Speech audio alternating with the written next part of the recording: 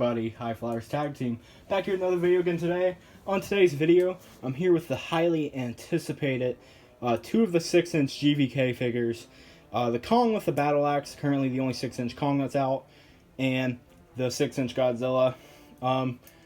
For anyone who was watching the stream earlier, you guys know that I bought 2 of the Godzilla, one for my nephew. I already pulled his out and was messing with it. And let me just say already, before I even get these guys out, Playmates has stepped up their game, and these figures are really good quality.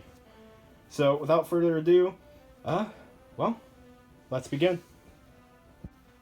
Alright, everybody, we have them out of the box, and I know more about the Godzilla than the Kong, but I can already tell which one I want to talk about first, so let's begin with Godzilla.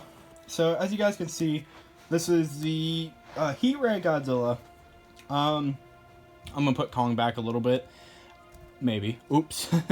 I do believe... I have a theory that this Godzilla... We don't know much about the plot yet. But I do believe this Godzilla may potentially be something that happens later in the movie. As you can see, he has nice, clear dorsal plates, white-tipped. They're very clear. They're not solid. They're like blue, translucent, which is really cool.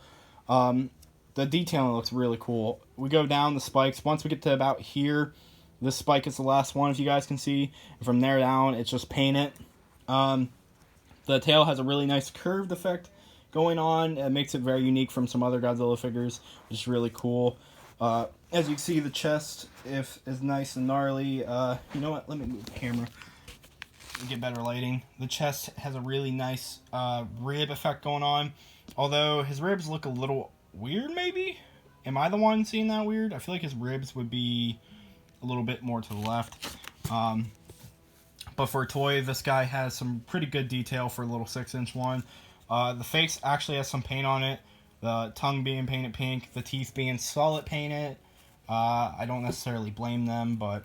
and then, as you guys can see, the eyes are painted.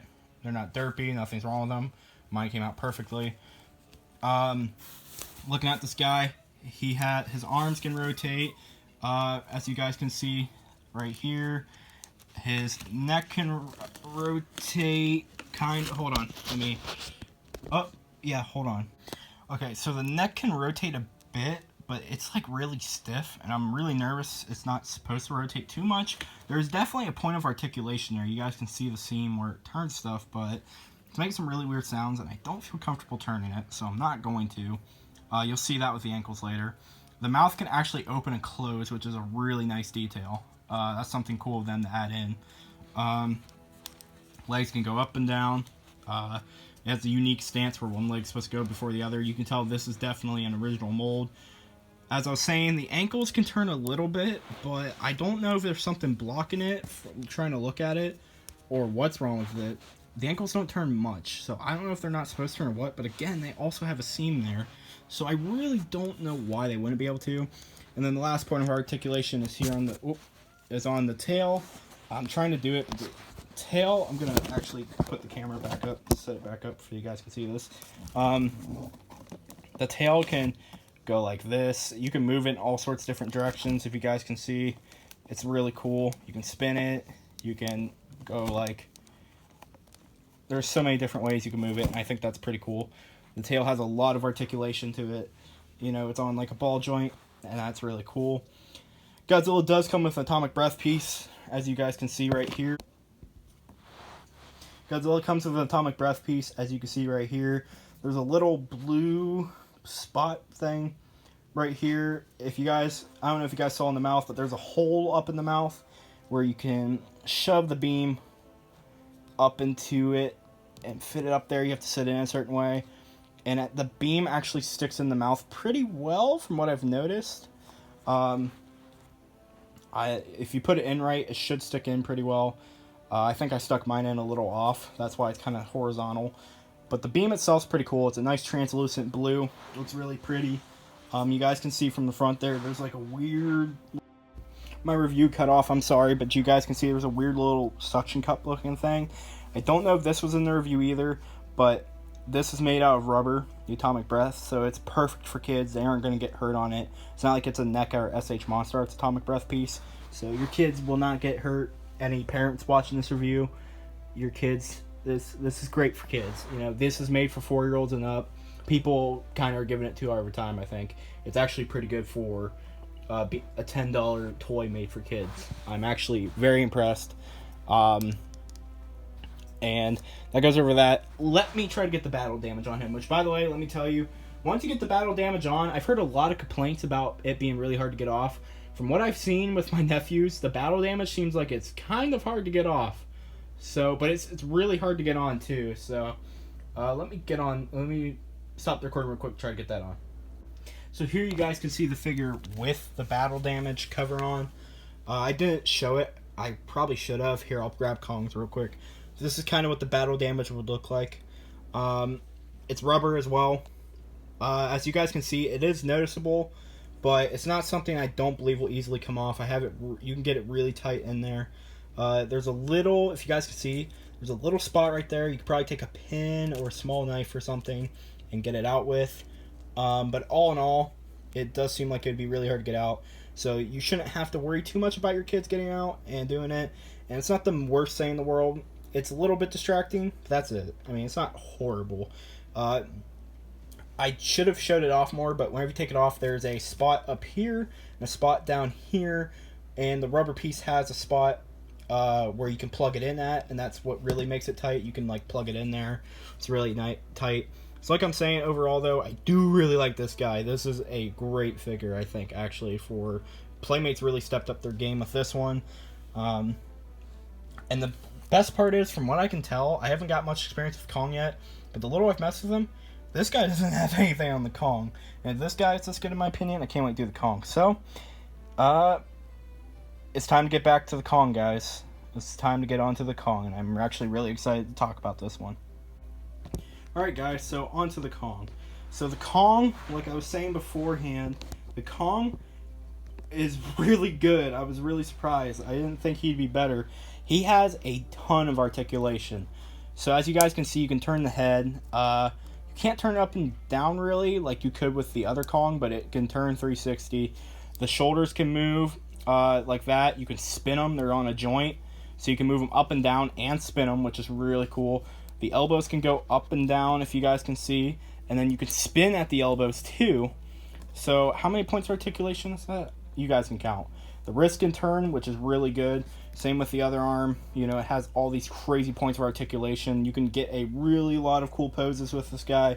Down here at the leg, legs can go up and spin. The knees can go up. They can't spin. The ankles, there's nothing at that. So that's the articulation on this guy. And if you ask me, that's some really good articulation on this figure. So looking at him overall, there's some little spots on here where it might get a little annoying. They kind of have to be there. It's whatever. It's not like the big Kong with the nail holes. He's nice brown. I believe that's what the other figure should have been, but it wasn't. The battle damage, let me pull that up for you guys. The battle damage in the arm looks kind of gnarly. It's not as nicely detailed as the Godzilla's battle damage with the ribs. I believe mine might actually have a bit of a paint issue, but I could be wrong. But yes, this figure has a lot of nice detail. The scars look really good on it in a better light. The face is greatly detailed, a lot of paint. The fur, for something that's a kid's toy, it looks pretty good.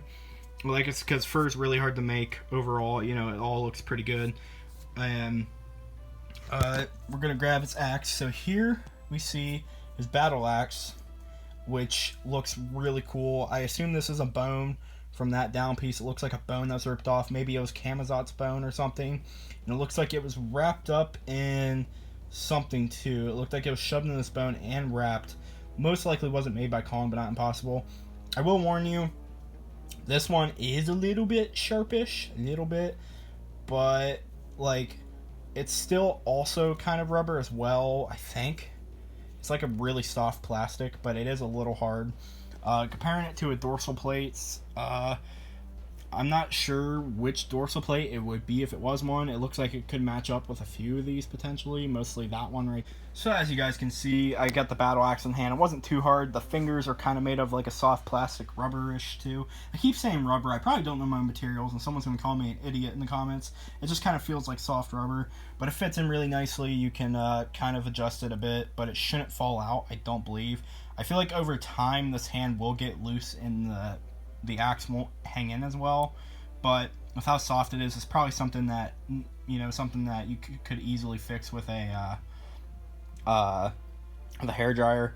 But it does look good. It looks like you can get some really cool poses with this Kong and this battle axe, which I cannot wait to see in the movie. I'm trying to see real quick to get it into a good pose. So as you guys can see, you can really pose him. There's a lot. I can see kids having a lot of fun with this one.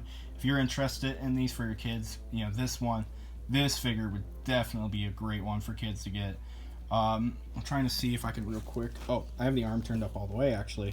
So I've already seen some people do some really cool dynamic poses with it. I'm kind of trying to do some. As you guys can see a little bit, the axe is kind of moving in his hand. It is already kind of spinning, but you can just turn it back. I don't believe that'll be too much of a problem. I've seen people though, like I said, make some really cool dynamic poses with these two. I can't really set any up at the moment. I'll probably do it towards the end of the video, but I know it's a little blurry. I have to hit the thing, but yeah, so like you can do some definitely, like I said, he has a lot of articulation. He's greatly detailed and he has an axe. This one is definitely a big step up from their old Kong, and I do really like it. So you guys can see, I'm going to have the flash on for this bit so it's a little bit clearer. I know I've been having some lighting issues, but if you guys can see, you can see a little dent right there to put that in, and there's one up there. As you see in my hand, I have it. I'm going to look real quick. Alright, so there's a dent there. You guys can see down there. There's a little lump thing right there. It's very visible, and that's where you plug it in at. I don't know if that's broken off or the other one's missing. I hope to God that's not an issue.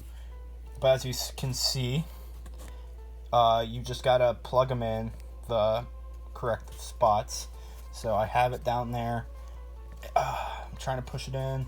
So I believe, so there's a plug-in spot up there. The Godzilla was a bit easier.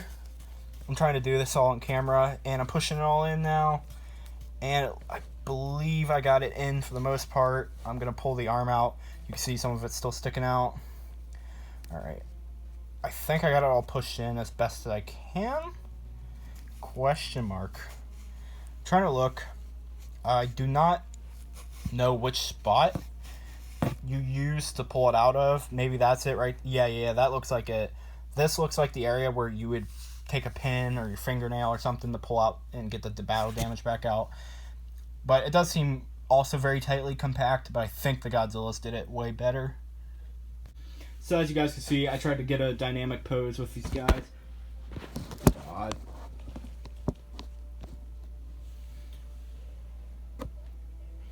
So as you guys can see, I tried to get some dynamic poses with these guys. You know, they look really good together. This is going to be a really great fight to see on the big screens. Kong with his battle axe, Godzilla's atomic breath. These two figures go really well together. I am really excited to get the other Godzilla and Kong too. I'm not 100% for sure if the atomic breath can fit in the other Godzilla's mouth. I think that'd be cool if you could have him hold the radio tower and have the atomic breath piece in his mouth.